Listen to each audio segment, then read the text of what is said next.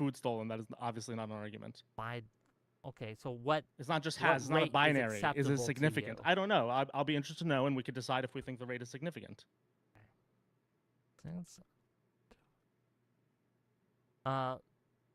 Rebecca, while I'm looking this up, if you have some thoughts, go ahead, please. I don't want to keep you out of this discussion. You're my guest. No, you're good. Honestly, the Israel-Palestine topic is one that I'm not super well versed in, and so I like to keep my mouth shut a little bit more. I don't know. My vibe is that it just really sucks all around, obviously.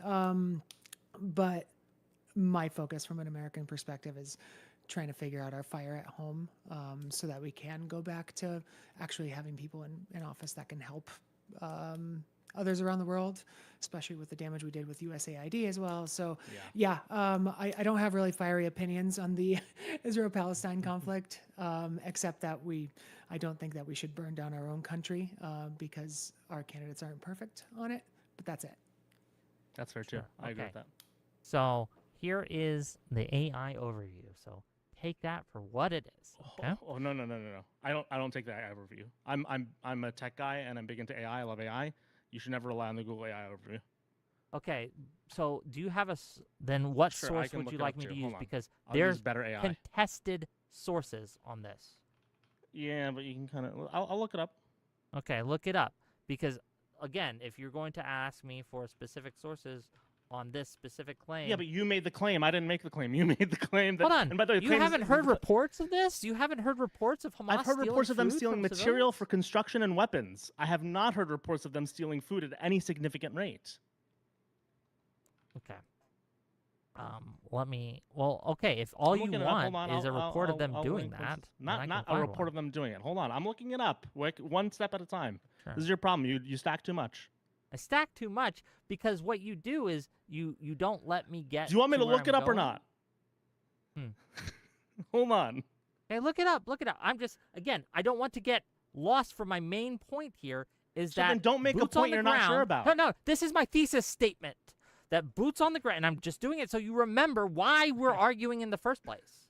Because the disagreement we're having, and I don't want to get lost in the trees here, is my claim is that if the U.S. sent forces on the ground in order to distribute aid, that Hamas would attack them.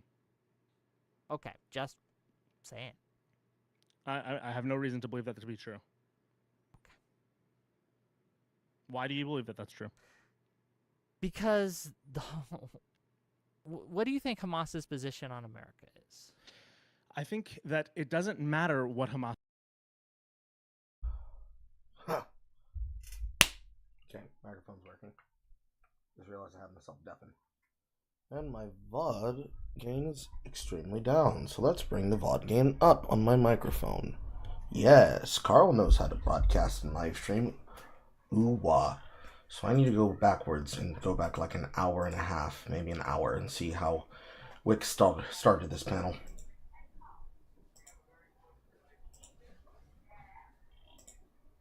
Okay, we are joined by the love. Downs. But it is coming. These costs will be passed down, right? That shows that when. So recently, Trump has. It's idiocracy. Sure. Recently, Trump has threatened. I don't know if he's put this in. With that nuance. Concerns. I'm looking for it. I'm looking for people who. I was hoping to ask you two if you're familiar with it or if you're a new. People are going to lose hope, and when people lose hope, they will let the more dark angels of their nature kind of take over, and it just gets really bad. But that's my point. Let's look on the next contestant on whatever this is. And gang, if you want to call in, click the link. Accept the rules. You'll see all the channels. Jump backstage. We'll pull you in. Okay? Hello, you're live. Oh, sorry, I'm trying out push to talk. Hi, everybody. Hi. Hey there. So one of the things that I was really interested in talking with you both about was what I sort of see as the rise of the new liberal movement. And you know, just to start off, what do you mean the new liberal movement? What is that? So by new liberal movement, I mean very specifically, there is an organization called Center for New Liberals, and I think that there are People that are on the margins. I prefer so he's criticizing him a little bit, right? Ever go outside? Saying I don't know. Sorry, I'm ranting about it, but I don't think people understand just how evil Hassan is and what he's willing to do to get who he is. But he got the wrong guy. But we got this guy just willing to just lie about someone who's critical, just make shit up. And what's it's got almost over 250,000 views now, 336,000 views, 10,000 likes. It's crazy stuff. Like, this is a guy that lies constantly, all the time, about everyone around him. And this is a guy we want to get in bed with? No, thank you. It's insane. I don't know. Sorry, I'm ranting about it, but I don't think people understand just how evil Hassan is and what he's willing to do to get Though he has indeed talked about the subject matter I would call in about. his way and what he would do to people who are critical. Right? DMing.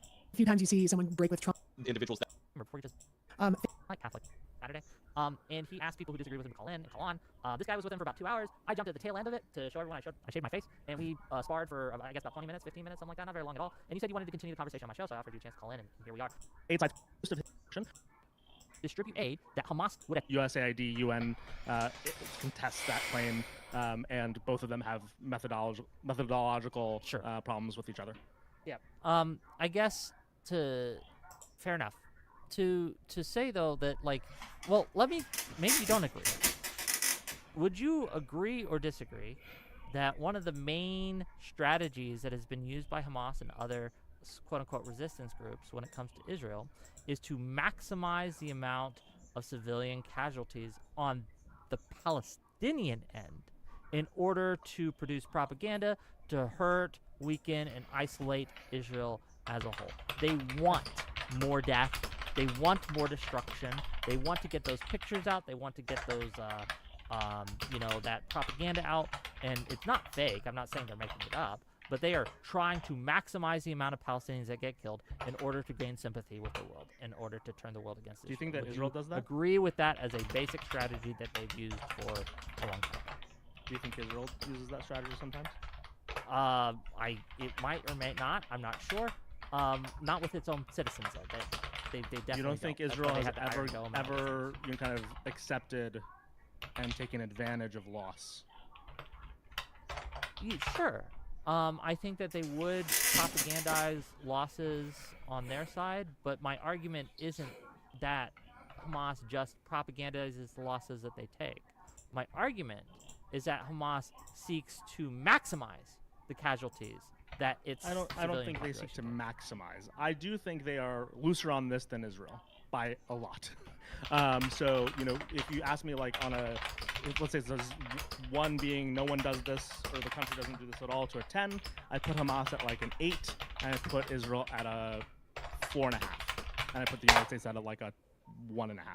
So I think on the spectrum, Hamas is kind of much more loosey-goosey with the strategy, and it is far more willing to kind of use the strategy. I'm trying to find a populist specific solution. quote from a gentleman, one of the leaders of Hamas.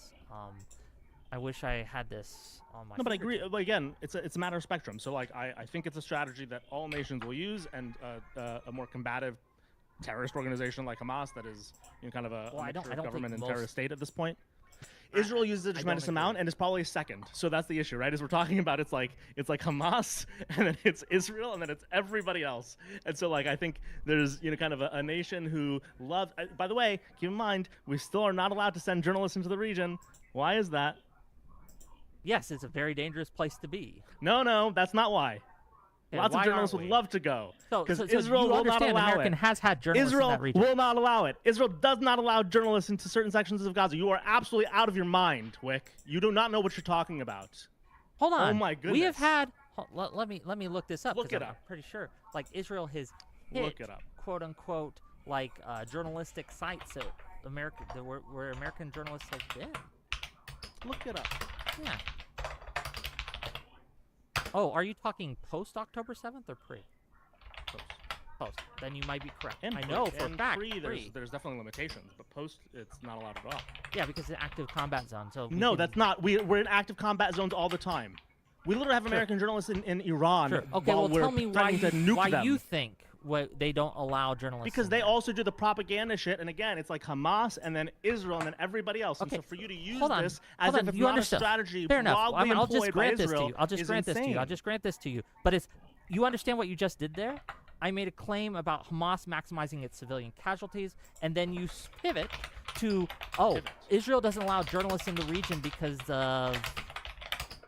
I I'm granted not sure, you a because they're trying to spectrum where I believe that propagandize the Hamas is combat greater is- than Israel, and you want to continue using the point. So then, obviously, I'm going to expand on why I think No, on the you spectrum, pivoted, it's so not, you didn't have to address How is that a this, pivot? How is right? that a It pivot? absolutely Describe how is a that's a pivot. pivot. Describe how that's a pivot. Because we're going on one You used the word specific topic. propaganda, I'm building, right? I'm building an argument. use the word because I propaganda? hold on. I want to Did you remind use- you. Rick, did I you want to use the remind you of word my thesis propaganda? statement. I want to remind you of my thesis statement that I feel that if we put boots on the ground in Gaza, that Hamas would attack them. Fair enough. Did I am you or did you building not use up the word my propaganda? arguments. One of the arguments that I am making, or one of the evidence that I'm giving you to point to this thesis statement being true, is that one of Hamas's strategies, overall tactics, It's one of is Israel's to strategies too. Is Israel maximize going to the number of civilian maximize casualties. United States? By the way, okay, let's have that argument out. Will Israel try to get Americans killed?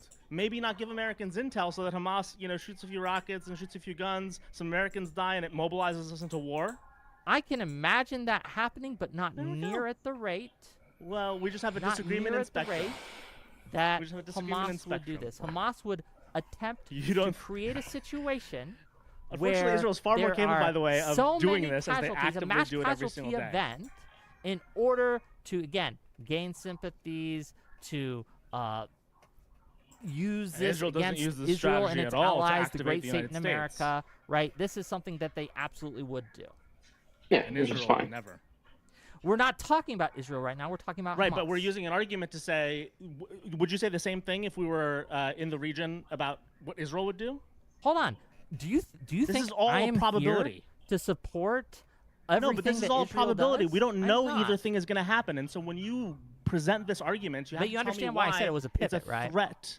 What? You understand why said it was a pivot, right? Because instead of talking about the thesis statement, which I'm building up Let's to, talk about your you thesis. want to Let's continue to distract talk by about your saying, thesis. well, Let's Israel continue to bad talk about your too. thesis. Fair enough. Let's I'll continue to just talk grant about you your Israel bad thesis. too. What's Israel's the bad. part of your What do you want me thesis to that say? changes Netanyahu what is happens for evil. Gazans and The people in IDF Lebanon? is horrible. They What do part horrible of your thesis holds space for people in Gaza and Lebanon? Should we just allow them to continue to be attacked and versions or spectrums of starved or resource limited by Israel and the IDF and do nothing? Again, I don't have a solution for this problem. I'm very forward about that. I told you initially that when you asked me, I don't have a solution. I hope one exists. But this is why I I'm don't asking for you have- to hold on. This is why I want you to consider something. This is the same critique I'd make of Stephen. Hold on, what's wrong with me saying that? Yeah, I'm gonna tell you. I'm gonna tell Okay, you. Tell me. You have to, at some point, if you do not have an idea, go, I'm going to pick from the best of the worst options. Guess who you make this critique of all the fucking time? Who? H and P are the initials. Hassan Pai? Do you think that's my hold on. Do you think that's my criticism of Hassan Piker? What do you think my No, criticism no, but of it's Hassan one of the Piker things is? you'd obviously But say we're about not him, right? talking It's like, about- oh, like, he why won't are vote we for the bringing up Democrat. Hassan Piker Would you right say now? that? Because it's a great analogy. Would you not critique him for not voting for a Democrat if it's not one of his favorite Democrats?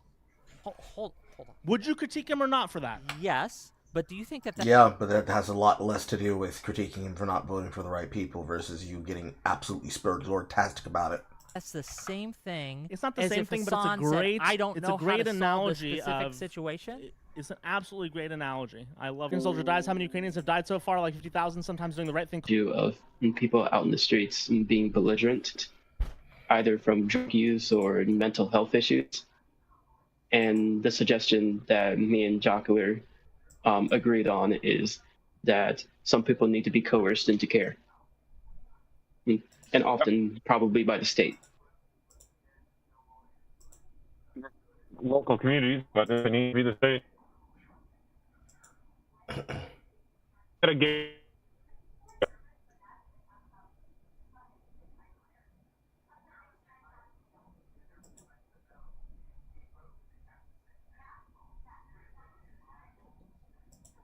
Because you don't have family that cares about you, it doesn't mean you get to still be out there infringing on the rights of other people by being belligerent and being violent to them or shitting up the streets.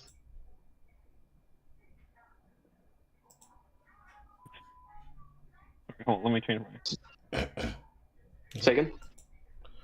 Okay, for a second there, my shit is starting to slow down. I don't know why. Someone's jittering my internet again. I'm set up for being able to use the camera, so give me a moment, chat, while I put in the tiny little Carl.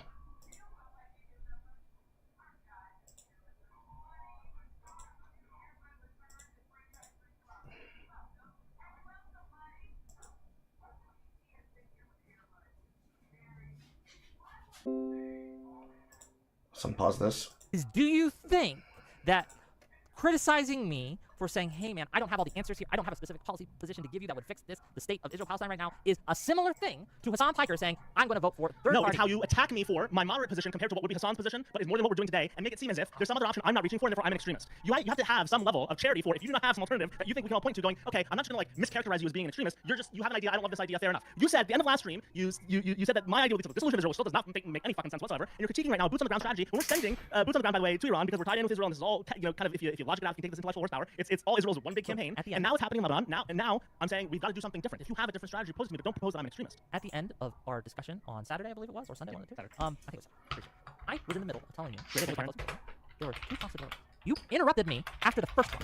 The second, so let me get it out now. Okay? One moment, and this is in good faith. One moment, wait. This is in good faith. I really want you to address this. It's not that I interrupted you for no reason. You literally said that my strategy of aid would lead to the dissolution of Israel. Do you not think it's fair for that to be something that someone finds offensive as a misrepresentation when they say, oh, we should do aid to Gazans, and then you say that there's that all your solutions will lead to the dissolution of Israel? Of course I'm offended by that. I'm going to call you out. I'm going to yell. Of course. Well, here's the thing. I didn't say all your solutions would. I said the one that you advocated for on that night would lead to one of two conditions happening, right? It would either lead to the dissolution of Israel, which would be horrific for a lot of reasons, or two, which might be equally horrific, is it would unleash Israel, where they have no one holding them back, and they feel cornered like a rat, and they would strike out and start doing things that would dwarf. Why would that happen? So why would which one happen? We can go through each. So the first one. Why would it unleash Israel? Oh, say one more time. Why would it unleash Israel? Oh, if we're America in the world, we're cut off all aid, all support, all intelligence sharing, all allies. They would feel isolated. They would feel like we have no one that would have our backs. We have no one to rely on. So we're gonna have to take these things, and we're gonna have to do what is necessary in order to get things done. It's the same reason when you isolate individuals. Wait, hold on. Which suggestion of mine? Just fucking finish a point. Can I finish one fucking point? No, because you're without you interrupting me. Just one goddamn point. Just one thing. I want to say one goddamn thing without getting interrupted. Please. Okay? Please. Just one. Okay? So let me fucking finish. I love you, buddy. This is fun. Wait, come on. Okay, one thing. Okay, at a time before I fucking forget, because I will forget. So when people, individuals, are isolated, they tend to go more extreme. That is one of the tactics of extremist groups, is to isolate or make people feel isolated from society, that they have no support, that they have no one, in order to bring them into more extremist circles and to get them to be willing to do more extremist things. The thing I'm puzzling to you right now, my argument, is that if we do this to Israel, there is a real risk that the same type of thing will happen. Do you disagree with that? Yes, because the entire world is turned on Israel. We do not have the ability to do this on there. They're actually more reliant on us than they've ever been in their history today. I actually wouldn't have said this about 12 months ago, because they had not gone so extremist and their government had not gone, on TV every single day saying the craziest and wildest things about what they wanted to achieve from the Israel perspective, what they thought about Iran, especially after we went and did some of their bidding Iran. I think now the entire world has basically turned on them to some extent. I don't know what nation right now considers them to be a reasonable actor. And so the actor probably more reliant on us, both from a global perspective, places like the UN, but also defense perspective. We're still bankrolling a lot of what they do militarily, and we're also acting a lot on what they need militarily in the region when it comes to air superiority. And so if we were to isolate them, they would have to suddenly become everyone else's most compliant actor internationally. They'd have to listen to all neighbors, not just the Arab countries, but to Spain, to the UK, who they currently kind of disrespect on a daily basis only because they still currently have us as an ally. So an isolated Israel would not, to me, go unleashed unless they felt so, I will play out the one scenario where you're right, which is they believe there's a moment of existential threats because without us, let's say Iran somehow gets a nuke from a country that has nukes in the region and threatens to launch at them, maybe they launch a nuke first. In which case, everyone has hell broken loose in that region. I don't think that's a high risk if we were to isolate them. By the way, I don't think we should isolate them. I think we should enforce. I think our leaders are puny bitches. I think you and Steven are versions of, I say this in a friendly way, friendly puny bitches, in the sense that we can do so much more. I often say this when I hear a customer service agent tell me that, like, oh, we can't refund that ticket, it's against policy. And I go, what is policy? Policy is what a human says. Some human in your chain can refund me my ticket. There's like only humans. I'm a startup founder, so like I can change what my startup does any given day. So Americans can go and tell Israel a whole bunch of things. Or isolate again. That's why I say sanctioning individual members of the Israeli government would be very, very important, because we see these people say certain things and do certain things that we should find so reprehensible that we decide to change our approach. No, no one's arguing that what we're doing right now, or at least I'm not arguing, that what we're doing right now is working. If I was arguing that, when you asked me what is your solution, I would have said to you, stay the course. There's a reason I didn't say that, and I instead said, no, I don't really have a solution for you, is because I don't think staying the course is the correct solution. I don't think I'm okay with that. I'm okay right? with that, but I So- don't like when that turns into a version where you call my aid tactic extremist. There has to be a Hold on, sense again. No. I said your aid tactic would lead to one of two things Dissolution because of Israel. Specifically the boots on the ground segment of A that. whole bunch of dynamics we can't. Release my shit with stop trying to fucking disconnect. It's true that when we participate in the discourse, there should be a sense to which if we're going to go no, we have something that we're pointing to. By the way, this is my critique, and this leads to what I think, hopefully you're getting a sense of my point with Steven. I think he should provide some of his alternatives, because I think some of them are aid to Gazans for, again, 1 or 2 years ago. I think that would be fine, too. In other words, there needs to be this vocalization of these other options so that our leaders feel like there's something else they can pick from. Hold on. I'd be happy to do that, and I think I'm not even going to speak for Destiny, because Destiny can do whatever he wants. Right? He thinks this is a loser position. But again, you can talk to Destiny about it again if you want to talk to Destiny about it again. But you're talking to me, so I'll give you my opinion. Yeah. I have no problem with discussing more moderate solutions or more moderate positions on Israel, or what I think might get us closer to something that's working and things like that.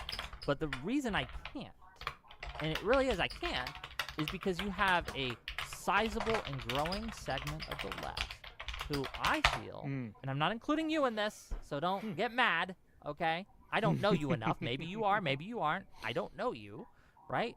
Who are trying to weasel in, right, the destruction of Israel into their advocacy, that they will accept nothing less. Look at the comments that AOC has made, right? When she has said, if she's one of the most anti-Israel politicians we got on the Democrats, right? But nothing's ever good enough. And she said this in the Axios report that came out recently, that nothing's ever good enough for the left. The left will just turn on you. And that's just a large and growing segment of people on that side of the aisle who are, again, they will accept nothing less. Anything that they put forth that seems like it's less than that is just a stepping stone to get to that. It's the same reason why I don't trust Trump or MAGA when they say, oh, we don't want to get rid of, like, all immigrants. We just want to get rid of the final one. That was a fucking lie. We all knew that was a fucking lie. They were just lying in order to get power so they can do what they actually want.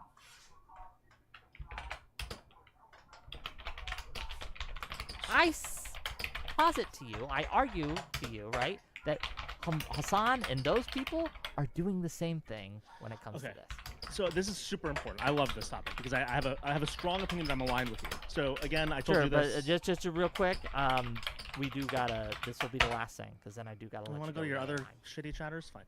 Well, we got a lot of chatters, man. Yeah, but they don't say anything. Your chatters are. I listened for 20 minutes and I see people in the chat saying I'm a mic hog. Hold on, if you want, I can keep you on, because I think a few of them want to yell at you. Oh yeah, sure. Yeah, I'm fine. Let's do that. Okay, by the way, if at any point on this specific segment, then I can start. Yeah, for sure. By the way, if at any point I accidentally drop my monitors did a freak out 2 seconds ago. So this is super important. I have the same feeling because I mentioned this to you in a reply on Twitter, but like I think it's useful to know my politics. I'm a Obama Clinton liberal. I am like an anti-Bernie. Have lost friendships over kind of the left. I almost ranked Cuomo before being negatively polarized the weekend of the primary he had with Zoran. I decided to sit that one out and then became a huge Zoran Mamdani fan, but it's the only person on that side that I've ever voted for. On the Israel-Palestine issue, I have historically been very conflicted because I'm an Iranian by background. I grew up, I was born there, but I grew up in America. I have a lot of Jewish friends, a lot of Israeli-American friends. And I found it to be like a humanitarian challenge that I don't speak up about because I understand both sides of the issue. And so at this point, I found myself, though, just completely thinking of it as a crisis we need to deal with in a heavy-handed way. Now I think, though, we're afraid of finding people who aren't like me, and this happened with Steven in the beginning of the stream. Again, I don't know if you heard that portion, but he immediately just began, I was making fun of him for it. I was like, stop calling me the pro-pally this, and he was like, oh, all of you are mind-raped, and all of you are retarded, and I was like, hold on, like, there is not one big bucket.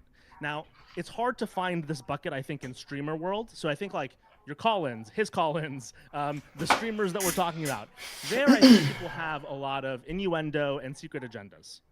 But the thing that I'd say, and this is hard to navigate, so I don't have an answer here, but I think it's a thing that I want to point to. I don't think that's true as much as the populace. And so when we worry about the slippery slope thing, I don't think people would follow, I don't think Hassan would actually, like, I think he would prefer that Israel is, to some extent, there. But the point being, there's this sense to which we're afraid of the people who would take it to the next level, such that we're not finding the populace that doesn't want to take it that far. Because they don't get to talk on the stage because people won't shut the fuck up.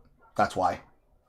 The entire point is that if they speak up, they're going to be browbeaten. The way that people try to browbeat me. That's why they don't speak up. They can't have the space to have a voice. Because if they say something, they get permanently banned from the chat rooms that they're trying to talk in. That's why they don't have a voice. Conversation,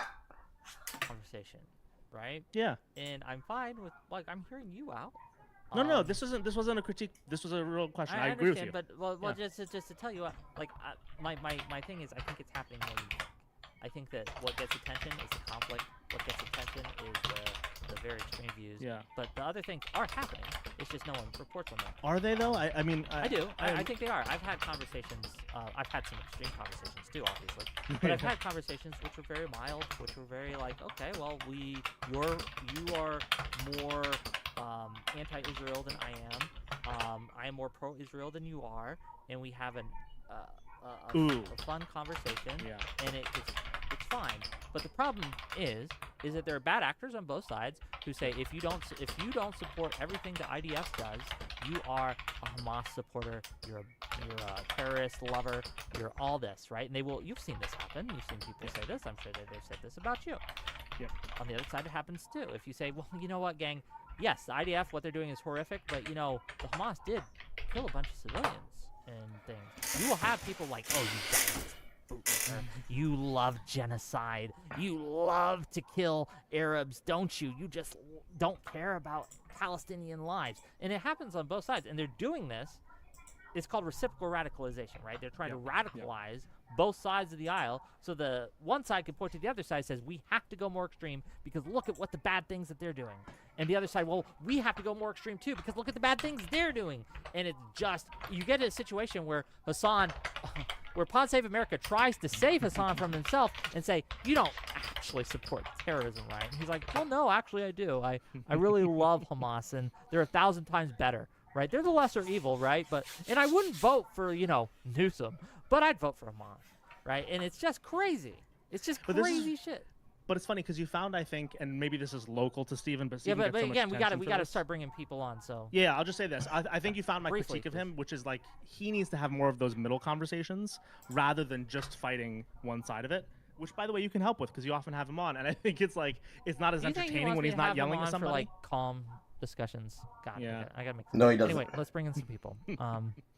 I forgot the order you guys came in, so if I do it wrong, I'm sorry. Let's start here.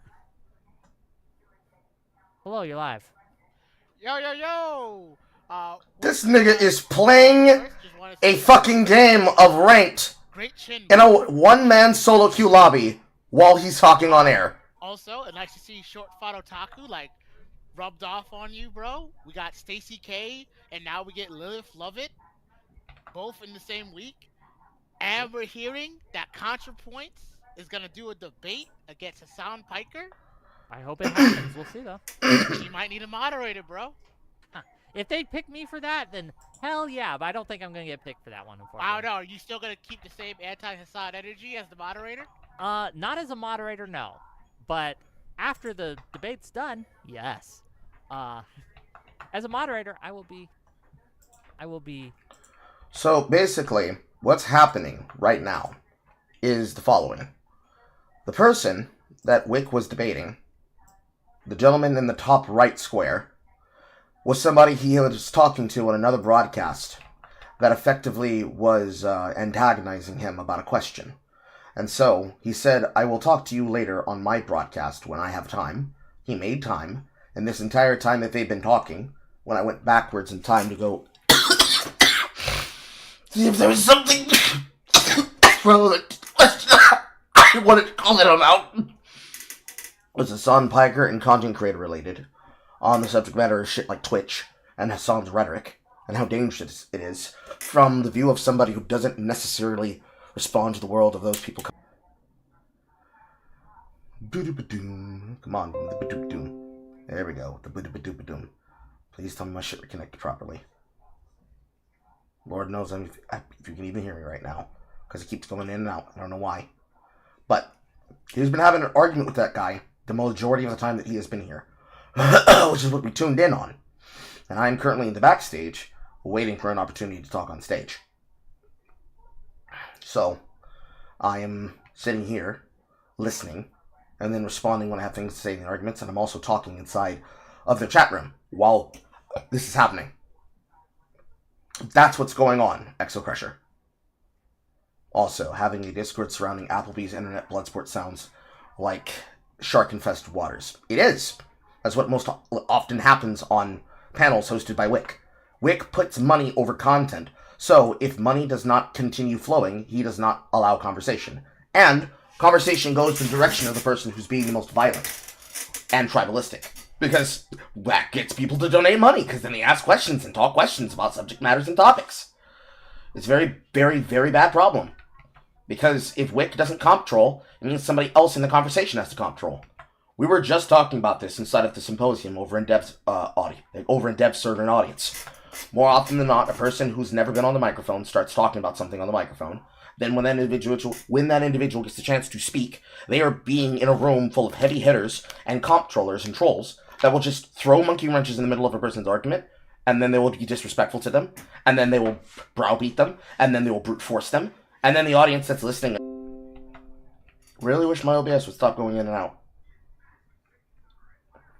And then in the background, I was going to be playing a video game while I wait for my turn. Them, get rid of the filibuster at least temporarily. You have to. Well, I disagree. I disagree with on that. You disagree on the filibuster? The filibuster. I'm about it. If we didn't have, so this is something that people advocating to get rid of years ago, right? On the Democratic side, that people have when we can't pass legislation that we otherwise want to, but I would argue that giving up the ability to stop bad actors is going to be worse for us than sometimes we can't get everything we want through. I'll let you respond. Biden, even with the filibuster in place, was able to pass a lot of really good legislation. He was able to get through a lot of really good bills, like the infrastructure bill. It's something that is an obstacle that is not insurmountable. But go ahead, please. Yes, Biden, best, most based president, best president of my lifetime. All right. I agree with Rebecca, and I think the best answer to this is who is winning elections at the federal level, and who is going through who is saying this? Who on the electorate is saying do we even go after them? How much ferocity of the losses on either side. On October 7th, yes, there was a lot of propagandizing about the losses that the Israelis had from Hamas, because people did come in with electric cars and attacked a... Again, and we've seen them talk about this often. The kind of new thing about Israel is a lot of these strategies are talked about, in public or in the legislature or by former prime ministers or people who are part of the IDF, where they do know that propagandizing, usually and historically to their own citizens, is an important part of reminding their citizens to be wary. So it's not that all of this is necessarily negative, kind of negative. I do think we get sometimes confused by what we mean when we say propaganda. For example, is it staged? Is it enabled? Is different than is it just propagandized? And so on that vector, I would say, it's not that I believe either side would not use narrative to their advantage whenever it happens to make sure that both sides are riled up and kind of both do what they can for that point. But I would agree with you that Israel is going to. No one really knows. No one really cares any political backing about what construction workers doing. They chose something else. By many degrees. True. Very true. Yeah. Very, very true. I think that's fair, and again, I think we I should be wary of it when both sides do it. Yeah, and I think it's to a point where Hamas intentionally does it because they know they can propagandize on it and make Israel look worse. I don't know about that all the time. Now, I'll say this.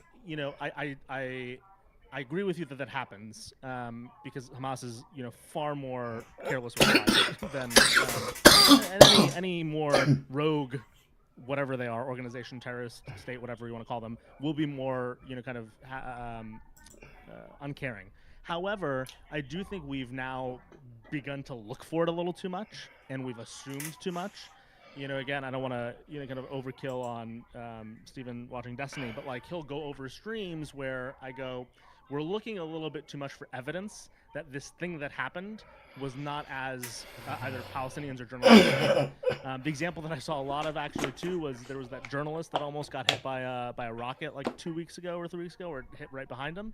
And the journalist thinks that it was, kind of semi-intentional. And I would say, like, I think people who fought against that are looking a little bit too much to excuse Israel for something that was clearly at least careless. Yeah, I got to interject here because there's I agree with you and I disagree with you. I half agree, I half disagree.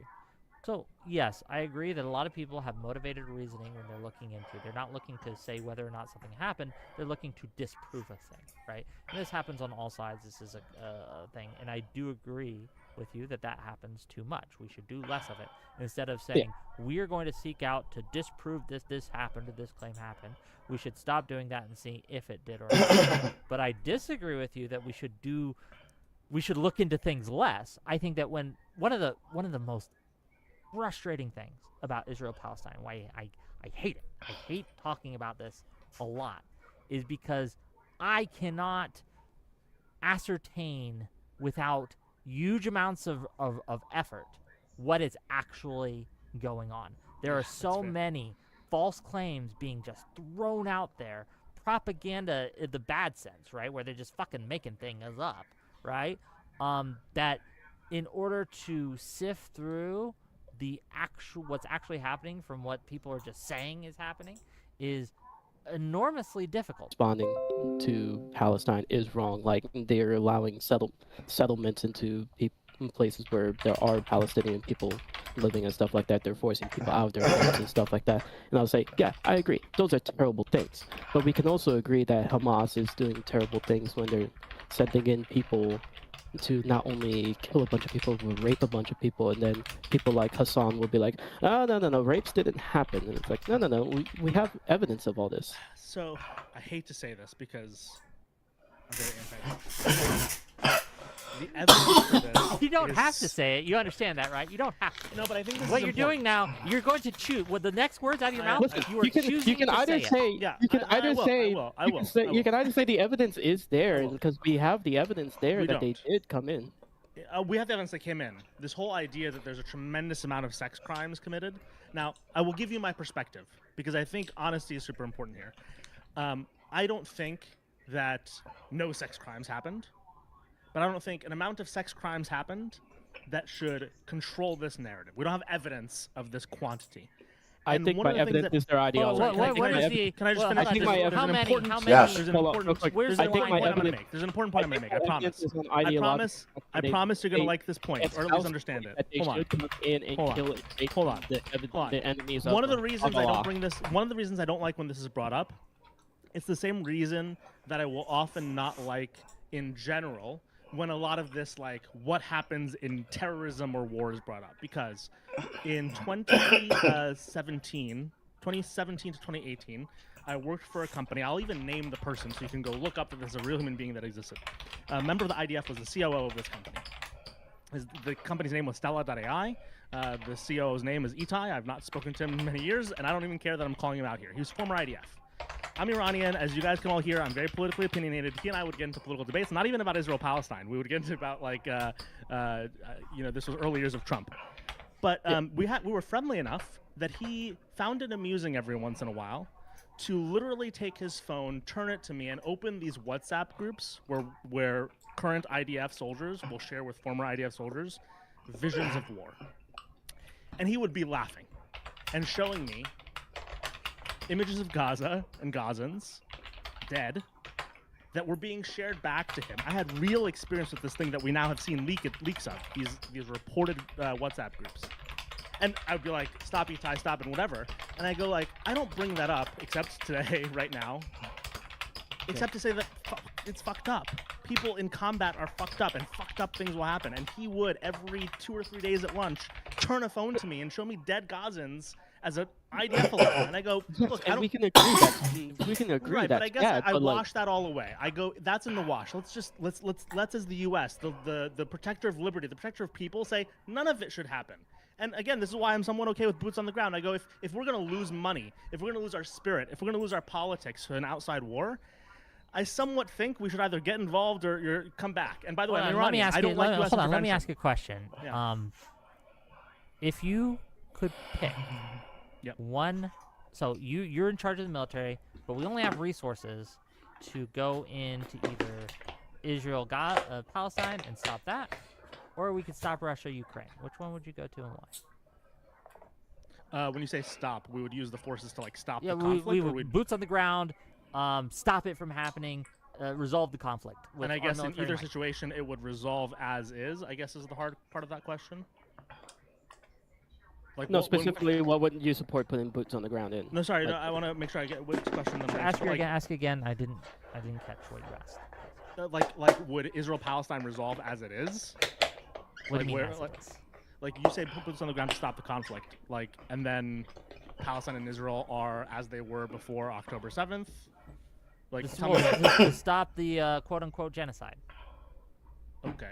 So I guess like, where do Gazans live after that?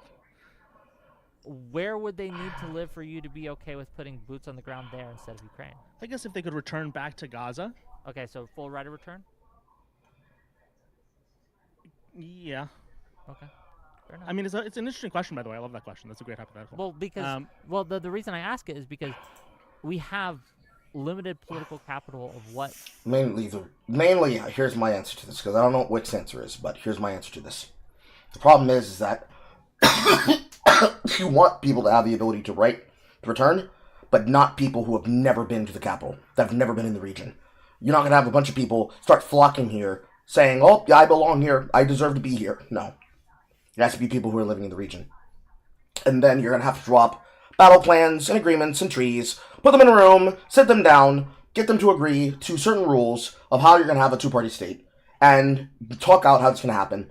And if they don't do it, one side gets butt-fucked, and if the other side doesn't agree to it, they get left, they're stripped of NATO, they're kicked out of NATO, and they're left to their devices, and they get told, listen, you're going to get butt-fucked. And both sides have to stamp on an agreement, otherwise shit goes south. This is not an answer or a solution that any side wants. Because everybody seems to think that there can only be one solution. Oh, she tried to get both onto her team, right? And neither was happening. And so neither wanted to be on her team. I think that all politicians, if you go to one extreme side or the other, that you're going to lose the entire other side. And if you try to go a more central, moderate route, you're going to lose both sides. Actually, I have a question for Rebecca on this, because you said you like you're not that opinion on this issue. Would you be okay with a candidate not expressing an opinion? Because like it's interesting to like not have a preference, but I wonder like would you penalize a candidate, a primary candidate, let's say, for like trying to not state a stance as to how to vote on that issue? And you're talking about a candidate for president, right? Yeah. Yeah. No, I think I would Nah, like a I candidate wouldn't. who does at least have an opinion on it. Them having an opinion think and them being able to have a plan, and a lot of people are kind of having an sick of idea milquetoast, of the plan. politicians who are too scared to take a position on something. And I'm not saying I want them to have an extreme real quick position on to- either end, but Yeah, just to What's that, Wick? interject here, and I'm sorry for interjecting, but I think this is important. Like, I hear you when it comes to national politicians, but why the fuck are we asking a mayor to take a position I on agree with Israel that. fucking Palestine? Yeah. Why are we asking the comptroller what their opinion on Ukraine and Russia? The only mayor I Why are we asking influencers what their opinion on Israel-Palestine is? is a very different role as home to so many Israelis, Jewish population, maybe, and right? Maybe, but Palestinians. I think in But general. by the way, he handled it well. He didn't say like, "Oh, I think the president." I mean, he obviously has a stance, but he also, like, in his candidacy, did not try to say, "Here's how I think the war should go." He just said, "Here's what I, kind of vaguely think. It's not my job as mayor to run But- the U.S. military." I think you That's might my- that's agree my with my issue larger nowadays. point, though. That Yeah, like, that's the issue nowadays, but you Oh, don't. sorry. And one more, like, I'm sorry for interrupting you, Rebecca, and I understand, but like, I'm just sick and tired of people being like, "Oh, what's your position on Israel Palestine?" And you're like, "Man, I'm a fucking dog catcher. I don't." So, Like, so real quick, I did want to interject here real quick. I think real there's quick, the last thing, then we got to cycle. Yeah. Okay. no, absolutely. I think there are more people that are on the pro-Israel and pros two-state solution side of things that are more willing to support someone who's not going to give their opinion, even on the national level, on Israel. Because I think they're a lot more tolerant of that kind of thinking. Because they know I it's think- secretly I- a pro-Israel position right now. For most Maybe. people who are silent. Maybe, to be but fair. you can speculate on that. But There's a lot more for than the that. most I think, part, you agree. I think you agree. I think you and I can agree. I don't on know. that. There's a lot more than yeah, that. maybe. I don't know. But I think more so, the fact of the matter is, you're just not going to win people that are like vehemently pro-Palestinian just because they are so plugged into the issue. Except that most I of those think for a people lot of plugged Americans, they in just are not aren't. plugged in because they just give a don't shit. care because They're plugged worried in to about tell you why you're a bad can't I pay for person my because you're not gas, plugged which in. is nearly $5 a gallon. It's a little bit different. It's a little bit different. It's a little bit different, Aaron. Meanwhile, our president and our head of states and men are all thinking, "I'm going to sell out the United States for Israel." Thank when you you. have people like Lindsey Graham saying it, Thank you for coming on. yeah, you take. Fine. We're gonna get 2 more people, then we're gonna end because I know people got stuff to do. And gang, we'll keep going if you keep giving me money, but if you don't, then I'm gonna follow through on my threats. Okay, I'm holding you hostage. Okay, give me money, super chat, throw me gift subs on Twitch. It's deafened. Oh, you there? Yep. Hello? Yep. I'm just on my own shit. How you doing, Whick? How you doing? Hi. What you got? I have Hassan questions. I did my due diligence talking to Ofux when I came in, because I came in with the family after doing some business, to ask some questions about Hassan, but then I saw that you got carried away and you brought in one of the Devcordian mods to ask a question, and I was on my own stream waiting for my turn, and I had responses to that.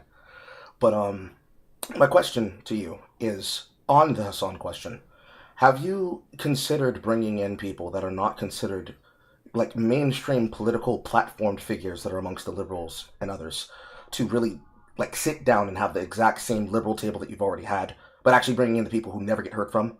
Because I think if you actually start doing that, you're going to realize that there's a lot of people that for that coalition you said you wanted to build, alongside the other people from stream before last. So last week when you had on all the other people, and then you had Erudite saying she wanted to build something in opposition to Progressive Victory, since they've decided to fuck you guys over in favor of the commies. Well, to be clear, just to correct you on that, she doesn't want to build it in opposition to Progressive Victory. She just says that liberals need to support each other. And I want to also be clear, my idea for this might not be hers, right? And my idea is very in the brainstorming stages. I don't have something specific to give you. I just know that we need something like this. We'd have to hash out what that is, right? But it might be a lot different than what Erudite has in mind. I just don't want people conflating my stance with other people's stances. But go ahead. No, I understand that. And I was trying to comp out for that because I'm saying, because she's not with Progressive Victory and they're doing with, what was it called? Digital something Underground? Digital Ground Game. Digital Ground Game. I'm not affiliated with them officially. They're not paying me. I just want to make that clear, right? I have no connection. I know people in it and they're my buddies, but like I'm not officially involved. But I did help them with a fundraiser that they had. And they raised over $250,000 in order to help Democrats win this coming midterm election season. And I'm really excited for that. I do hope that they reach out to me and ask for my assistance when it comes to the canvassing houses are going to do. But we'll see, right? I'm not officially connected, but they're a great organization. You should donate. I'm not getting paid to say that. I'm saying it because I like them. So, yeah. And give him money. Pick him for debates. Give him money. But no, back to my question. My question to you is, especially on the figure of Hassan, you already know that I agree with you inside the symposium when you talk to us about the danger that Hassan poses to you. And I found it strange because I've asked this question to other people who are influencers in the scene. You know, the little people who nobody ever sees or talks to. And they all agree at this. But there are people that somehow keep trying to carve out a space for how somehow they need to have Hassan Piker be the voice of the influencers. And they somehow continue to just keep letting that happen. Like, we have to let him keep doing propaganda. We have to keep letting him lie out of the side of his neck, and then directly on the platform, and then make money from doing it, and then be platformed while monetized while doing it, and then continue saying these things on places like Piers Morgan Uncensored, because he's our guy, air quote, their guy, of the left. Yeah, that's just tribalism, man. That's gonna happen. Mm-hmm. And look, if you don't mind, People I are want gonna to. pick their sides. But go ahead, please. I'm sorry. I do think that he's underrated in terms of his audience in two ways. One is, and this I think these are what people who are uncertain as to his role in the next election are really getting at. One is it's tremendously female in comparison to all the rest of the liberal alt media crowd, in like a dramatic ratio. And Yeah, so, they think he's hot. fair enough, but like he still has them as an audience, right? Like, Yeah. No, you're not right. Like Yeah. this is why when we like talk about reaching out to young men, it's always Yeah. weird that people talk about Hassan because his audience isn't young men. yeah, exactly. But no, I agree with you. They're mostly female. Yeah. Which Or is a feminine. tremendous. And I think that's one of the reasons they value his audience. The other reason is because they're very mainstream in comparison to anybody else in his. Let's use any liberal alt media streamer as a comparison. Those individuals are seeking out this content so aggressively. His crowd is, kind of, I call traditional. I don't know if CNN has viewership anymore, but like CNN viewership, but of a younger generation. And I think these individuals vote at an extremely high rate compared to everyone except for like maybe a few streamers who have active communities, like everyone who does digital ground game. But the rest of most streamers don't, even if you think that their audience is very activated and can be very like active online. So most of those audiences tend not to vote in comparison to like this like CNN-ish audience. Okay, two things. One, CNN's average viewership a day is almost 1 million. Okay, so great. Does CNN not CNN. have viewership? I don't know. Yeah. Right? But is 1 million? I don't know where that. I don't know where that on compares to history. perspective to other organizations. Lower. But isn't like Hassan's viewership significantly less than that? Which would yeah, make but sense. he has so much on Instagram and TikTok. Yeah, I don't know. I just don't know. Eh, Right? No. I don't know how they're doing on this, Twitch, right? no. On Twitch, he doesn't have nearly as much. But I think if you counted his clips and this like generic crowd who's there for like lifestyle times. But you'd also politics. you'd also have to count CNN's clip channels and things like that, which I don't know. Yeah, by the way, I wasn't saying he has more or less than CNN. It's like a CNN type voter, as in it's like I understand. a mainstream But the second thing is, what is your evidence that they vote more than the average? Like, well, let's just use, I don't know, Asmongold viewers. Yep, exactly. I don't know about Asmongold's viewers. That's a special crowd. Are you sure? Yeah. I mean, I'd say there are a lot of streamers that. Let's. I want to put aside like Asmongold and Destiny because those are like two crowds that probably are very activated. Well, I'm okay. Just how about Sam Hyde? Size-wise, then, like what? Did you say Sam Hyde? Yes, I said Sam Hyde. Sam Hyde's viewership definitely does not vote nearly as high a rate as the general population. How about Christian Stoll? I'm just wondering what metric you're using to measure. So there was a survey or a poll about this, or it must have been exit polling or something like that. People who are highly online versus TV viewership, this is why compared to CNN, vote at a lower rate. And Steven is very good at getting people to do things, I think, very uniquely, and I don't know about Asmongold, but like those two communities are very rare. If we looked at, again, this is probably 2020 data or 2024 data. Online politicos vote at a far lower rate. I can try to find it in a second. Okay, so but why is Hassan's different? Because it's the CNN types, right? So it's a mainstream, highly female demographic. I call it more like general millennial and Gen Z, who, again, pattern to me more like a CNN viewer. And Democrats are actually pretty good at turnout. I disagree with this. I think that the youth vote, the Gen Z viewers votes at a far lower rate than the older. No, agree. I'm pointing out difference between let's say the same 25 to 30-year-old demographic in Hassan's so audience. You're saying within a specific demographic of like 25 to 34, you think someone who views Hassan is more likely to vote than someone who does not view active, civically oriented person probably goes outside. I don't think we have enough information to like. I could guess, but it would be a guess. Yeah. I do know my for a guess, fact my that there was instinct, just to make this clear, my instinct is a lot of Hassan's viewership is international. Or bots. I don't think they vote in American elections at all. I think that a lot of his viewership comes from South America, comes from Europe, comes from Asia, comes from other countries, to the extent that he is viewed in America, I couldn't tell you if they vote more or less than the average viewer. I don't know.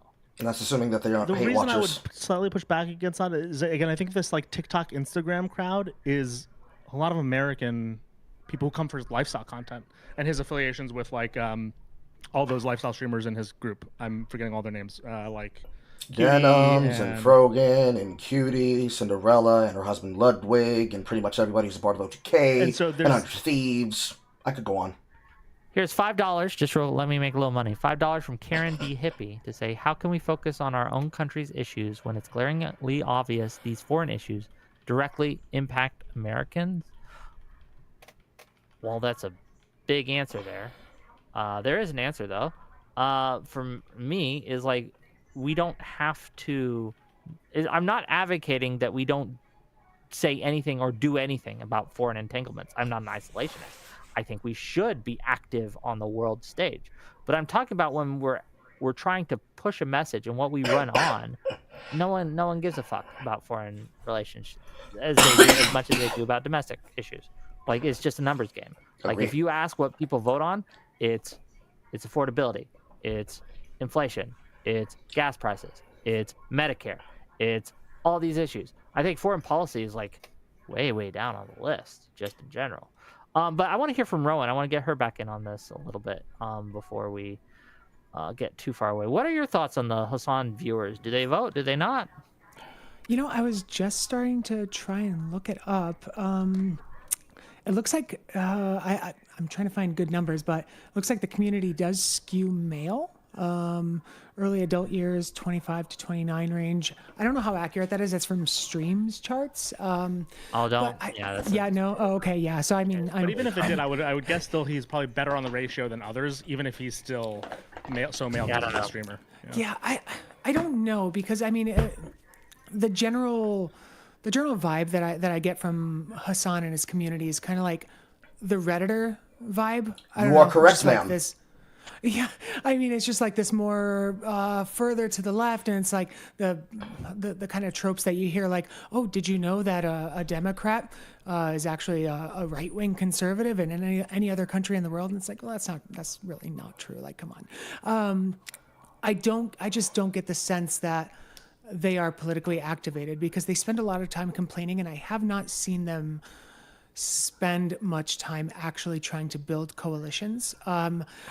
You can't win an election on an island. You can't win by alienating people toward the center, right? You can't win without the moderates, right? And there are a lot of people who aren't very politically activated, and if you give them, a dipshit like Trump, or someone who is on record, even if it's maybe a little bit misquoted or out of context or whatever, saying that like America deserved 9/11, I mean, that's just a bad look. And then he goes on, on a podcast with Favreau, who is trying so hard to guide him, like, Hassan, say the good thing, like, I'm giving you an out, like, say something to like make you look better, and he just still can't do it. I would vote for Hamas over Israel. That doesn't win people, like, I mean, he has a lot of rhetoric, but I don't think he's good at using it for political gain. I think he's good at using it for reactions. Yes, donos, streams. No, I want to give him his flowers here, just real quick. I want to give him his flowers. He's a good streamer. He's great at self-promotion. He's one of the best I've ever seen at getting himself out there. I don't know if it's him or his team or whatever, but he is the best I've ever seen at getting himself out there. I don't think it translates to political So the two action. things that I found that are proxy stats, and this would depend on like his again more female-oriented audience that again comes from maybe short form on Instagram and TikTok being activated, but also then we can go to the streamer audience. So the 2020 Pew survey of network TV and print readers, the amount who say that they always vote, so again, this is a proxy stat, 74 and 73% respectively.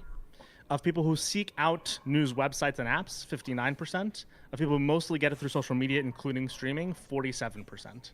So you have this like when you get from network TV viewer, I think we like underrate how much these people are just like more normal citizens who think voting is like part of their obligation, versus even a Hassan viewer as a comparison, but like maybe less so than let's say a Asmongold viewer are politically disaffected and decide to like sit at home during election day.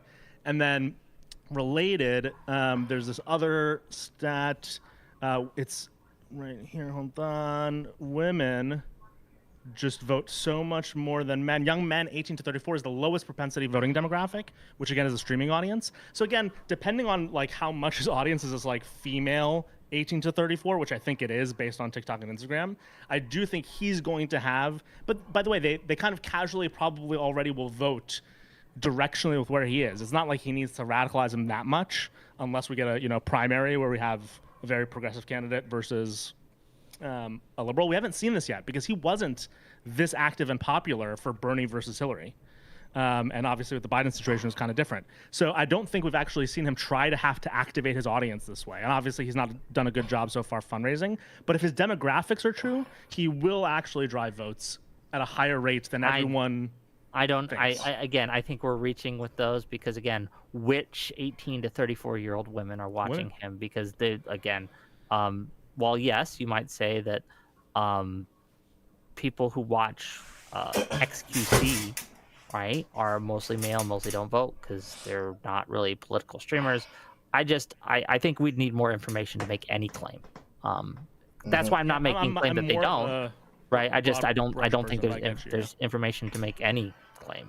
I think anyway, the first last time thing. We get the crosstabs on this, by the way, this will be the most interesting thing. If we can get exit pollers, and this probably has, I don't know if we can do it in times for midterms, but to ask which streamers people watch, I want to know. I think the most common answer is like, what? You'll get like that streamers. will be I don't the watch top fucking answer streamers. for sure. Yeah. But anyway, let's give it to single player Carl for one last question before we let you go. So, I didn't even get to ask the question because he was talking so much. Oh, well, ask your question then. Ask the question that you want to ask, man. Hey, man, I don't know what to tell him. Like, honk honk on the mic. But, my question to you. Do you think that it would be viable that a part of the hardline question of when a person decides to go too far in their political advocacy, and they do something like, I don't know, stream the firearm plans for an assassination weapon directly at a sitting member of Congress? You know what I'm talking about? Whick? Vaguely. When he decided to tweet the assassination gun that was also responsible for the assassin. Yeah. So, on situations when streamers decide to do things like that, I have a proposition of a way that you can solve this. Do you happen to be paying attention to the TikTok girl case on Olivia Henderson, the woman who reported a man on DoorDash? Okay, simple answer, simple breakdown. She was a DoorDasher. She pushed open the door of a person who said, "Deliver my food." Now I know to the what house. you're talking about. Okay. I haven't followed the case, but I know. I Explain have. to my audience. Don't worry, I have. So she is a DoorDasher. She's working on call. She gets a DoorDash for food. The client said to leave the things at the door. She goes up to the door, pushes the door open. He is knocked out. He is physically exposed, but the door was not let open as in, I was trying to get her to look at my genitalia. She takes photos of him. She then complains on the internet and goes to TikTok saying, help, help, I'm the victim, I'm the victim. In direct response as a part of their policies, DoorDash deactivates her account and bans his account, and then immediately calls the police to begin their investigation. She has already created a narrative destroying him on the internet. He goes completely quiet because he is working with the police. She then tries to rake in all the views, saying that she's been victimized by TikTok and by DoorDash because they're restricting her ability to tell her story. Lo and behold, she's committed 2 felonies and is now indicted on those 2 felonies in the state of New York City.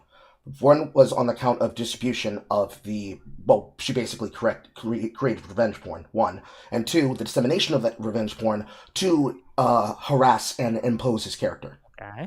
They investigate, they find her on the charges, they have brought her to court. So, my question to you is, do you think that in the streamer world, it should be possible that platforms start levying a permanent platform ban that is then supported by the government? The kind that is, this person they've gone to YouTube court. They're doing something involving DMCA. things like copyright claims. They're doing something with copyright claims, something with the RIAA copyright claims to the music industry. The kinds that she's going through right now with being indicted as a felon, having used the internet as a way to skip the actual court of law and go into the court of opinions. And that you can create a law that says this YouTuber cannot make content whatsoever in any format ever. They're banned from the internet for X amount of years. First, I think that like a cross-platform ban. Are you talking about? So if they do something on YouTube, that they also get banned from Kick, Twitch, all that. Yes, they're banned on the internet. This is something that gets upkept. I worry that it would be misused by bad actors So do to I. censor information that should not be censored. I don't know. I'd have to think a lot more about it. What are your thoughts, Rebecca? Oh, also, thank you for the $20. Rebecca Rowan for $20. Thank you. Says, no one has yelled at me yet, and I'm devastated over it. Thank you for that. I am devastated. I mean, if you want me to call... No, I'm playing. Go ahead, Rebecca, please. Yeah, that's it. That's a really tough one. Like on the one hand, part of me would love to see, if you're on the internet, you need to have your ID, and if you're going to talk shit, it's not going to be behind, a private account. You like everything you say it can be linked to you. I don't like that from a privacy perspective. I like a free and open internet.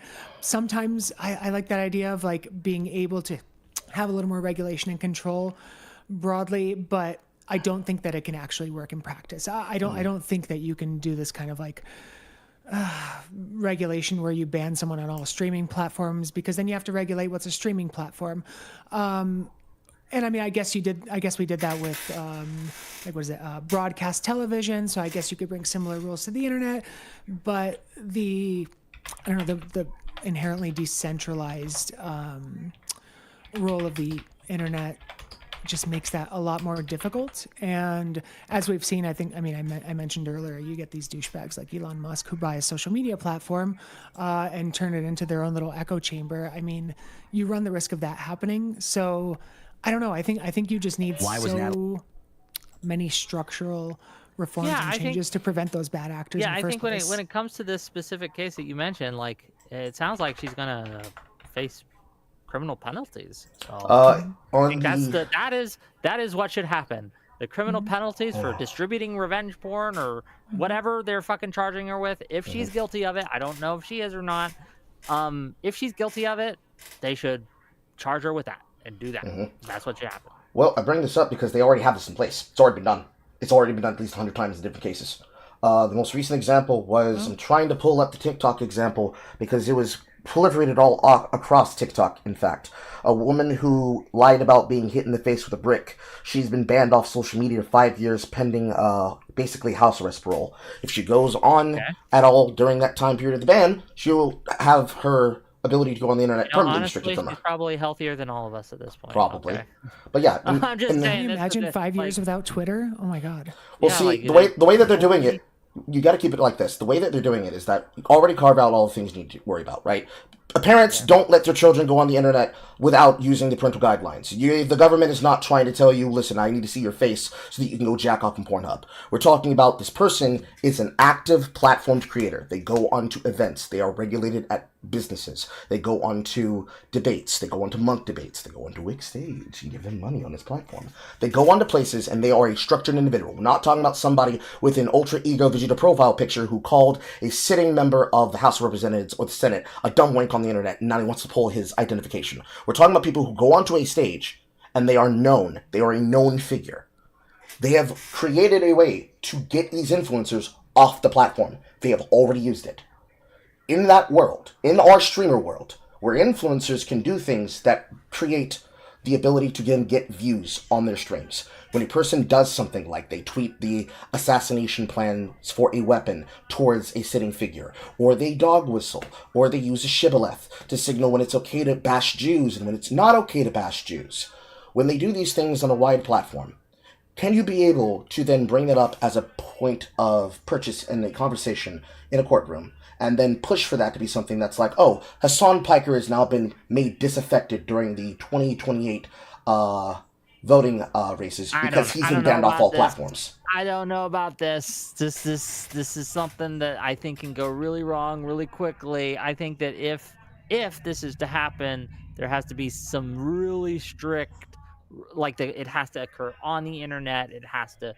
I don't know. I'm very skeptical. But Carl, thank you for calling in, man. We do got to go soon, so I'm going to let you That's go. no But problem. I love you, buddy. No And problem. we'll have you on again, and we can maybe to debate this very topic. Okay. So I'll talk to you later. Okay. We'll see. No problem. Goodbye. Wee. And now becomes the part where I do the comptrolling. So, that's the wrong button, Carl. That's the right button, Carl. So, I bring it up because I'm looking for this exact case for this. I bring it up because basically, if a rule like that were to be instituted and it was to be done retroactively, do you realize how many content creators get banned permanently off the US platforms just for how many things that they've done? And two, in the summation of such a rule, are people prepared for influencers to be held accountable for when they do salacious things to intentionally piss people off, get people motivated, get people to click on their streams to be able to bring more activity, platform, money, use to them, and then they immediately take the consequences of having done so in a fashion where, because they wanted to go viral on Twitter, well, now you're going to court. Now you're going to court.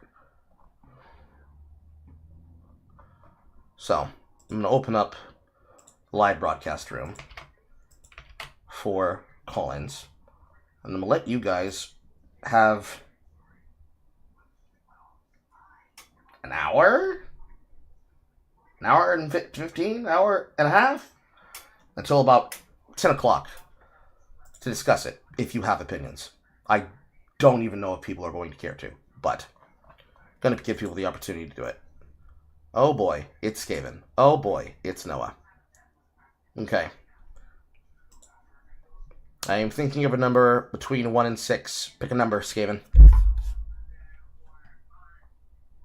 I doubt he even knows what we're talking about, chat. The other person left, so he automatically is on.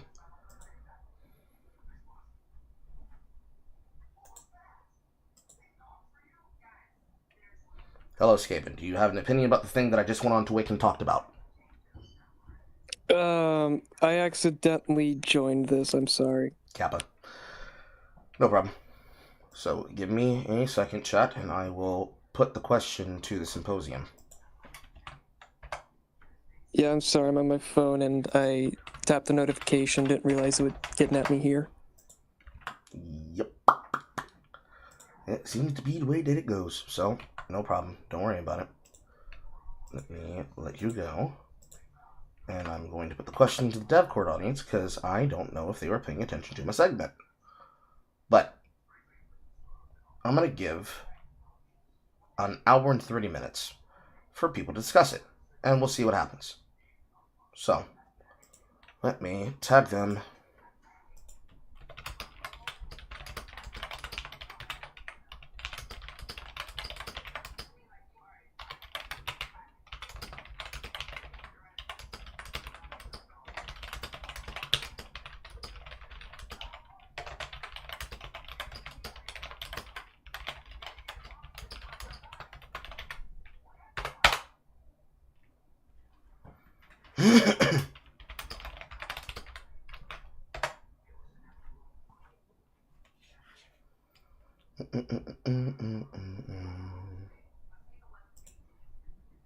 Get the link. Invite channel button pinned into the comments. I'm all about free internet, where we've already shackled the internet via the Patriot Act, where we have rape demands, right to privacy. I agree. The fact that they already have this on record and they've already used influencer bans to ban people off platforms so they cannot post public content. It already exists. It's just a question of whether or not we need to start looking to put it against people that are broadcasters.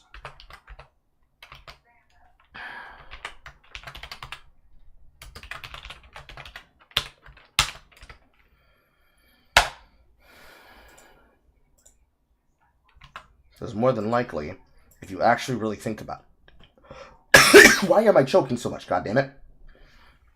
If you think about it, the majority of the people who just simply don't seem to think about the fact that it already exists and that it's already on handle, and that you can have influencers of this type that are doing this level of political advocacy as a known entity, and they can then do crazy ass shit that means that they don't have to run an epistemologically clean methodology to influencing people, getting them activated, getting them to vote, delivering information, convincing people of arguments in ways that are actually rational and meaningful and don't involve blood sports. You have to be willing to accept that there is a case where a person can in fact go too far and they can be banned permanently off the platform.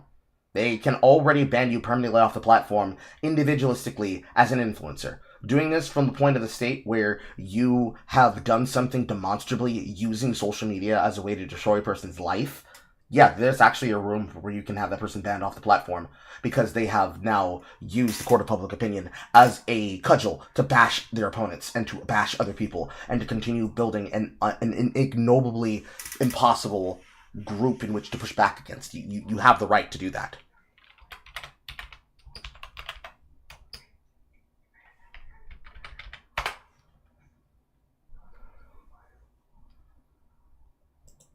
I don't know if you remember this.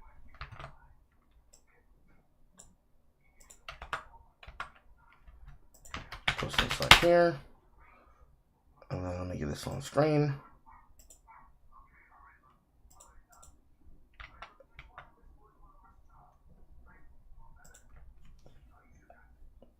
Let me go find viral brick lady found guilty.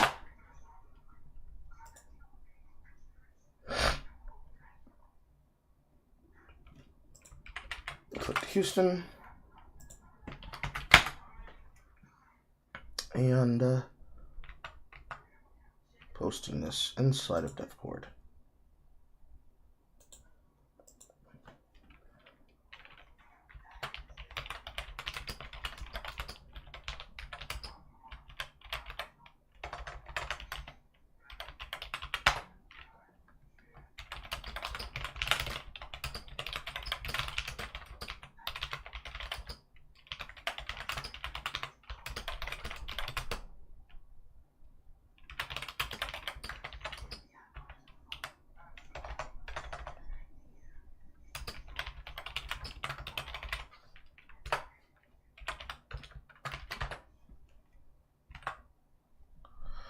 Gone are the days of someone like an Arbor 21 or Mr. Medicare where you don't know the guy but you enjoy the content. People in this chat room would be very surprised of all the website forums. I'm not. I was on them.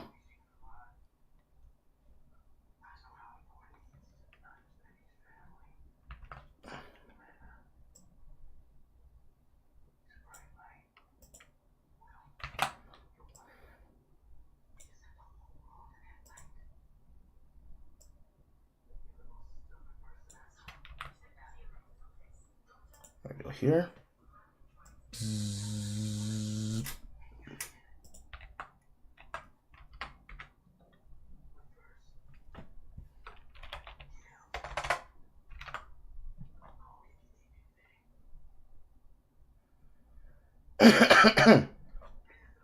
Okay, so the case in which I am pulling this from is this one right here. Houston viral brick lady found guilty in a $42K GoFundMe theft scheme. Houston woman who went viral in 2023 claiming a man threw a brick at her head when she wouldn't give her a number was raised more than $4,200 through her GoFundMe page, being found of theft by a Harris County jury. Rhoda Osmond, 35, told to be calmed down several times with the guilty returned the guilty verdict following 2.5 hours deliberations. Bank records shared during the trial revealing donated money had been spent on trips to Jamaica and New York, as well as restaurants, spas, and on ride shares, with a photo of her doing so in the outfits. After the jury convicted Osmond, Harris County District Court Judge Dan Simon sentenced her to 10 years of probation if conditions get violated, serving a 10-year prison sentence. As conditions of probation, Osmond has to serve 90 days in jail and undergo inpatient substance abuse treatment, pulling a full restitution of the $42,302, with the judge ordering her not to use social media for the whole 10-year period, making this an effective 10-year social media ban. This ban is being supported with the force of law, meaning if she goes on the internet and posts anything and gets caught, that's the important part, and gets caught, jail. I'd say it's pretty rare in the case of defense attorney Joe Vince's the social media ban. Like, he isn't connected to the case. If someone's sophisticated enough with the social media to commit a crime using social media, I imagine that it's a big part of her life, so it's going to be difficult for her. But as I remind my clients all the time, probation is supposed to be hard. The final judgment and probation conditions have not been signed, but a hearing is scheduled for next week, and what could happen? She's kind of made the couple of months that happened in my life a living host at Owen Douglas, the man who Osmond police, who told police through the Rick. Seems she gets on social media and, just manipulates and scams people. He is happy with the judge's verdict and the judge's sentencing plan. It's crazy, it's wonderful. Usually nothing happens. I'm very much happy. Douglas spoke with KPRC 2 News on January 2024. Osmond was charged and said that he had received death threats over the made-up brick throwing. I wish the crowd of people that were with her at the beginning would show themselves now. Where are they? Are they still supporting? During the investigation, Houston police found surveillance video showing Osmond slapping Douglas in the face before he hit her back, which appears to be a plastic water bottle in hand. Court documents reveal the surveillance footage did not match what Osmond told the police. Then when an Uber driver threw a brick at her and tried to kidnap her, that she did her own investigation, was told that Douglas was the one who assaulted her. Exactly what happened to Osmond's face isn't fully clear, but Houston said that the lead theory is that she hit herself in the car door frame because the car was open and she went down in that area. Houston said Osmond and her defense team expressed intent to appeal the conviction on court Wednesday, reaching out for a statement. Osmond being taken into custody begins serving the 90-day sentence at the end of the trial, given a $50,000 appeal bond, but the bond being denied on Thursday morning for unclear reasons, with appeals process taking over more than a year. Records show Osmond has a misdemeanor warrant in Travis County connected to failing to appear in court for an obstruction of a highway case, which she is represented by the same defense attorney that has not responded to multiple requests to comment. There are more examples of the article. There are more examples off the timeline, but let me show you the ones that have been captured here on TikTok. So, this lady, but a couple of years ago, she did a video saying that she was attacked with a brick because she rejected a man's advances, right? And we all came out and was like, that's absolutely disgusting, and men should never be doing that. That's like top high-level rules of things you just don't do. But being attacked with a brick is mad violent. Anyway, so this went on for a couple of days, and then somebody had a more expensive video where she was taunting and inciting attacks and violence from multiple people at multiple times. And I still don't think you should do it. But as a result, the internet changed their tone a little bit. She then tried to raise money off of the back of her incident, and that then got taken down, and apparently she has been sentenced to 90 days in jail. So she was found good today for lying about a brick attack. She was the aggressor and sentenced to 90 days in jail, treatment, $42,000 in restitution, and 10-year probation and a 10-year social media ban. 10 years prison if any of those things are violated, right? I just don't think there's anything that you can do to hit a woman with a brick, right? There's a level of avoiding conflict. There's another level which is to evade conflict. Another level which is to stop conflict from happening. There's another level which is like protecting yourself. Then there's another level which is you're using an instrument of immense force to cause harm to somebody who physically cannot harm you to the same degree as you can with your bare hands. And this just doesn't work, right? Now, she is wrong for inciting all sorts of interactions with people that are really volatile, but the consequence of her wrong should not be a brick to her face. And I don't understand why people don't know the duality of the nuance of the situation. It is not an eye for an eye every single time. And if people lack the nuance, whether it's from gender, culture, race, age, whatever it is, right, to understand how to navigate those scenarios without creating such insane consequences, then we really are dealing with a one-dimensional society. We really are proving that many of us do not have comprehension above 6-year-old level, and that's going to be a massive problem for all of us trying to adult together. I don't know if you remember this lady, but a couple of years, like I was telling Whick, this is not the only case where this has been used. Social media bans have been used in several other cases that have already been deliberated, already been sentenced, already been prosecuted. This is just a question on, is it time to bring it to the streamer space? I don't think there are people who want to really answer this question, because if you answer this question, the only answer is, of course it does. Why are they special? Nobody wants to answer that question, I don't think. It's very hard. whoever's doing it would have to be very capable of applying this evenly. You'd have to make sure that it's adjudicated properly. You're going to have to get to MatPat and have MatPat design what would be acceptable as something a person could expect to say that they won't get in jail for versus something that, an individual does that they are expecting into jail for. So the example I was giving was when he chose to threaten a sitting member of Congress and or the House of Representatives with basically a schematic about assassination weapon that was already used to assassinate another standing official in another government, foreign and or domestic. If you do shit like that, man, you can see it. Because, of course, the problem you have here is that the person, did they do it on the platform? Were they doing it while they were live on the platform? Did they create more pushes and more opportunities for themselves doing that when they were doing it live on air? Are they going to make a statement to the same effect? Were they at all broadcasting when they did it to the same effect? Usually they do. And they are. And they're live tweeting the shit at people as a part of their material content. Because they want to get the live stream reaction, and the people who are watching live while they're doing it. They are not watching for his commentary and his lifestyle comments. They're watching to see what stupid shit he gets into and what dumb takes he gives. So they can immediately clip it and push it on the internet because they're going to be clippers of his own that are pushing the same takes. Which is why I'm kind of annoyed that guy was filibustering, actively taking up time, trying to make this a question about, well, how many people in Hassan's audience vote? How many people actually know about what Hassan actually covers on his broadcast? Let's start there. How many people actually watch him and see what he does live? Sees the antics he pulls, sees the arguments he makes, hears the rhetoric that he spews. It is the case that, yeah, I'm of the same agreement that he already had on the platform. When Whick has talked about this anytime he's ever been asked the question. Every time Hassan opens his fucking mouth, he is more than likely trying to justify some of the craziest rhetoric that a person could be for and be about and be behind. And allowing somebody to have a platform to do that, probably bad. But of course, the question is, when, how, why? When should it happen? How should it be enforced? And for what reason should the ban go through? And how many platforms are going to agree that they're going to uphold this based on U.S. law? Because it has to be written to U.S. law. Because the fact this keeps happening and that it needs to be adjudicated, that how much of the internet is being used to do the damage is probably the biggest question. And I want to talk to people about it. But I don't know if anybody wants to talk about an answer. Now, I need to leave the room to go put together her dinner. I'm going to come back, see if anybody has questions about it. And if they don't, I'm going to go off air. It'll be what it is. Well, I'll be right back, chat.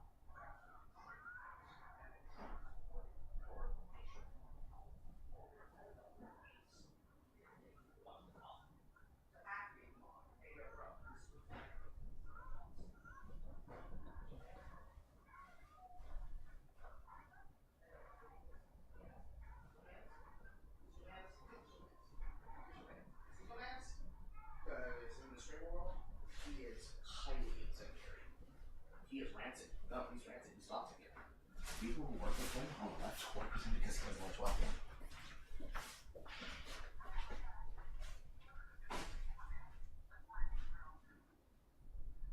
Careful when you open that container because it's already bucking in from air pressure. I know you need water, mother. I'm not just delivering this food.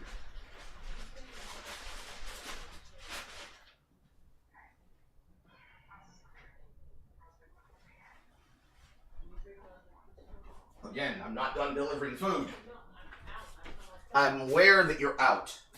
That is a part of me delivering food.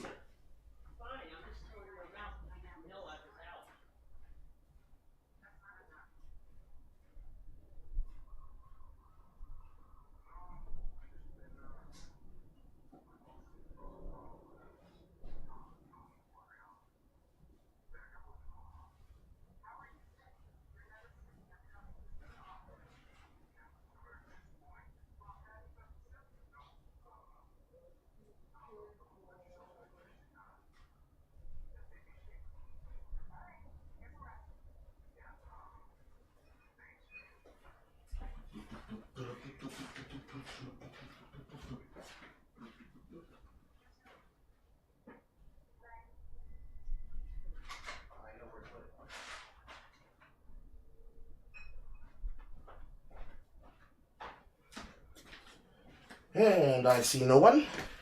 And I'm going to look at the chat. And I see no one else but Exo Crusher. I'm going to give them 15 minutes.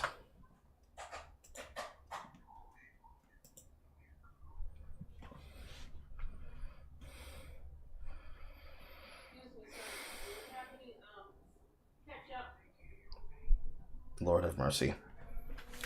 This one eats every condiment in the house.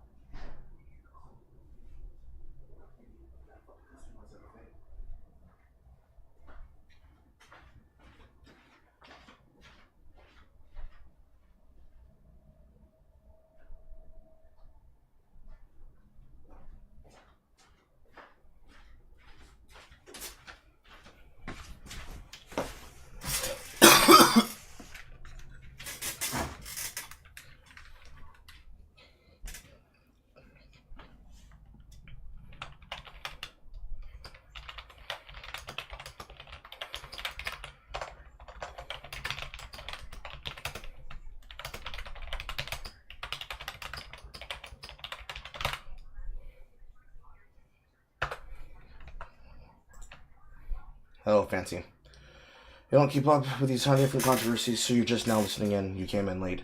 Well, it is what it is. I'm giving DevCord 15 minutes. 15 minutes in which to make their stated case and opinion, and then I'm going offline.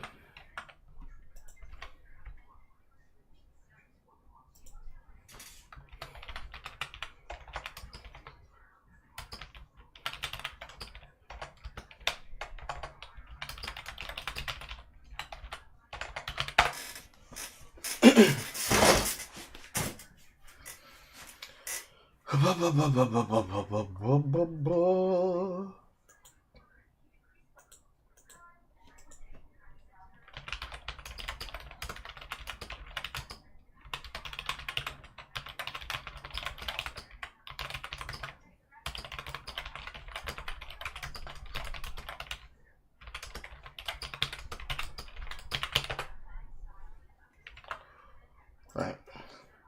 Hi, Pitcat. How you doing? So, I'm going to read back through what Exocrusher typed, and then I'm going to give people 15 minutes. That's right, 15 minutes to be played with. And then if they do not come in that time period, I'm leaving. Because I have other things I need to do tonight, and want to do tonight. So, let me read what he said.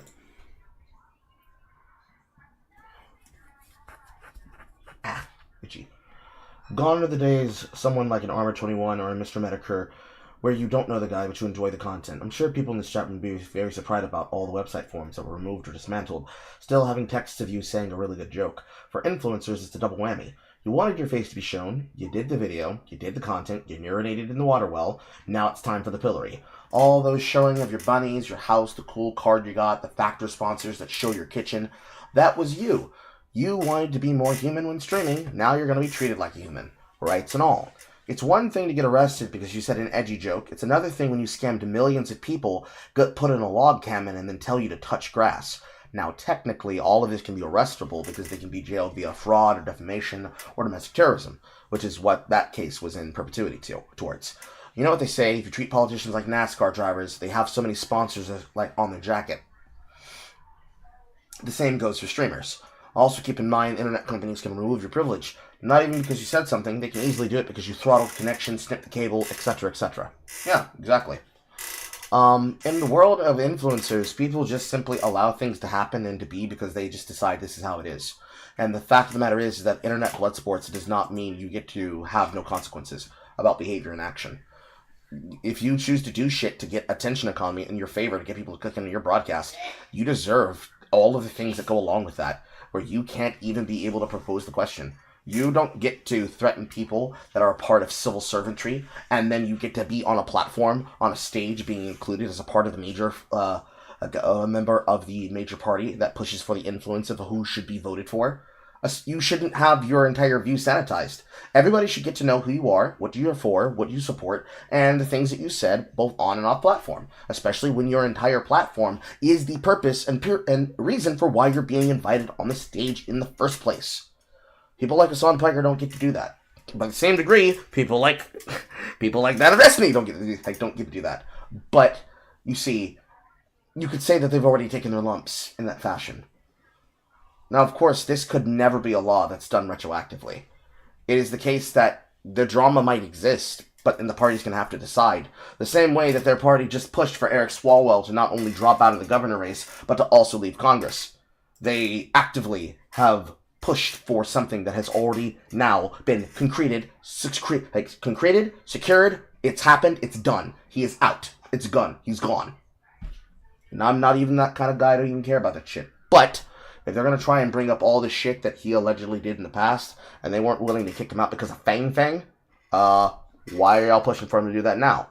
It's nakedly obvious. It's because they want to consolidate power, the same way they consolidated power before, again and again and again. And now this time, instead of it being AOC wants to bring on a content creator like Pokimane with her friend group to play fucking Among Us, you're going to tell me to bring in Hassan Piker, an individual who thinks that communism is Window House, socialism is Window House, as a response to him not living his properties and not living his philosophy and within his means. It's not even about him having money. It's about him saying all this radical shit, supplying opportunities and spaces for radical shit, and then suddenly he sanitizes himself for a national public stage. No.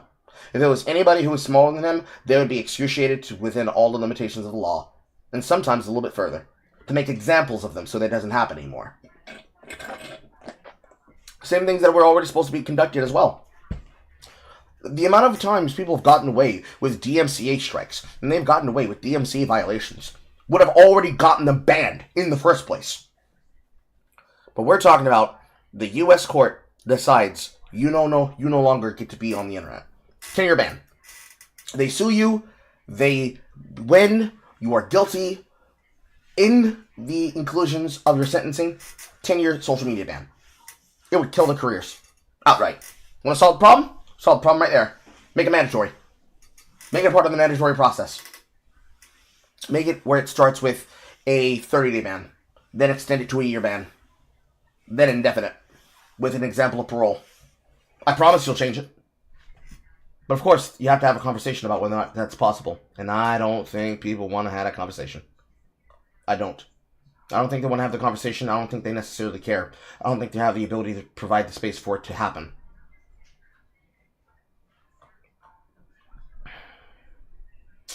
But it is what it is. And I guess I'm amongst the people that are of all those individuals doing that shit.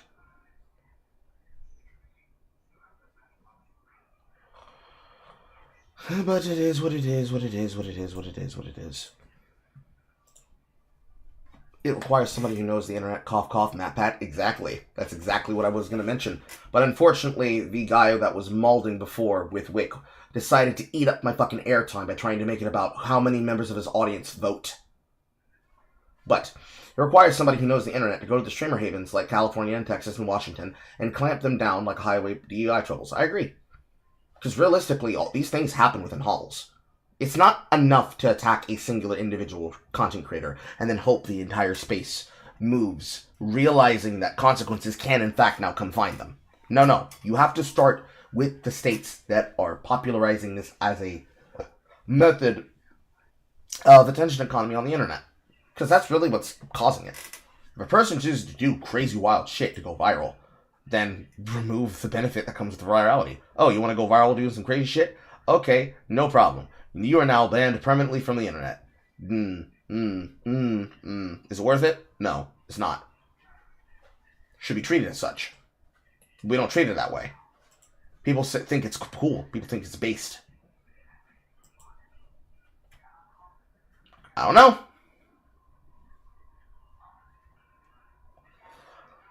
I don't know. I don't know. I don't know. I don't know. I don't know. I don't know.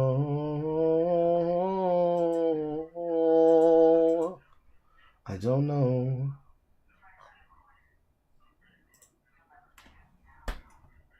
You don't need to make an amendment or a federal law. Just a few laws in the states get it done. And yes, foreign countries can do this too. They already do.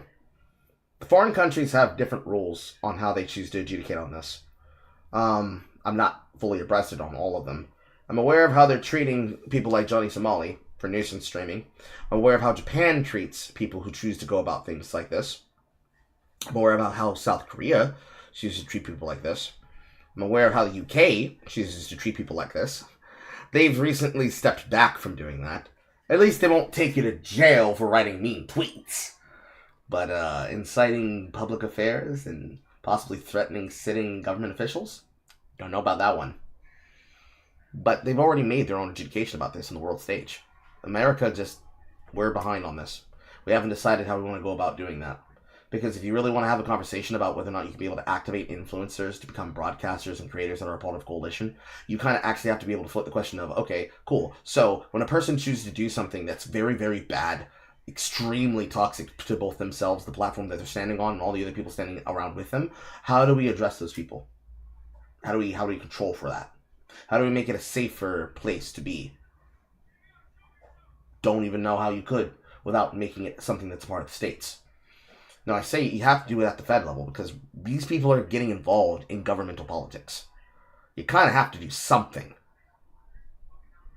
Maybe it has to be gubernatorial, and you have to do it at the state level, in the state federal houses. But if they're going to be voting in national elections, they're not just going to be moving local. They're going to be moving local. They're going to be moving state. They're going to be moving federal. They're going to be moving gubernatorial. They're going to be involved in the processes of the many levers of power. You maybe might want to write that. You might want to go about that. You might want to think about that just a little bit. I already have ideas and versions of how you would write this into law and how you would adjudicate on these cases and situations. It's just a question of, one, if you want to do it recidivistically. My camera died. It's about whether you want to do it recidivistically and if you want to be able to do it on the idea of retroactive. You know, the pirate software version of stop killing games. Stop destroying the platforms of content creators. You'd have to decide if you're going to go backwards in time. And if you go backwards in time, it's the only place where they're going to be able to avoid the Piker Clause. Yes, exactly! Imagine that. Content creators, popular people, move out to places that are basically rural, in the sticks. My camera died again. That are rural, in the sticks, that don't have a stipulation of the Piker Amendment, or the Piker Clause, that's been written in specifically to demonstrate why influencers cannot be able to just simply do whatever the fuck they want carte blanche, and be given the ability to make money off of having done so. It doesn't matter if it's for the benefit of a party. It doesn't matter if it's for the benefit of opponents and rivals. They just can't be allowed to do it. They all have to decide the question and have to decide the answer.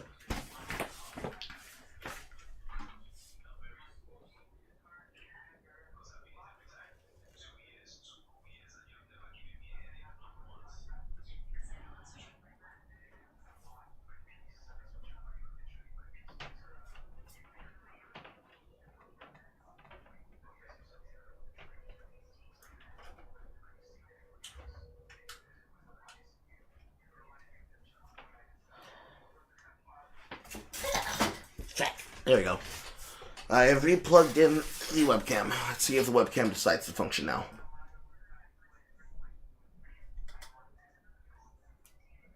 This here Twitch County.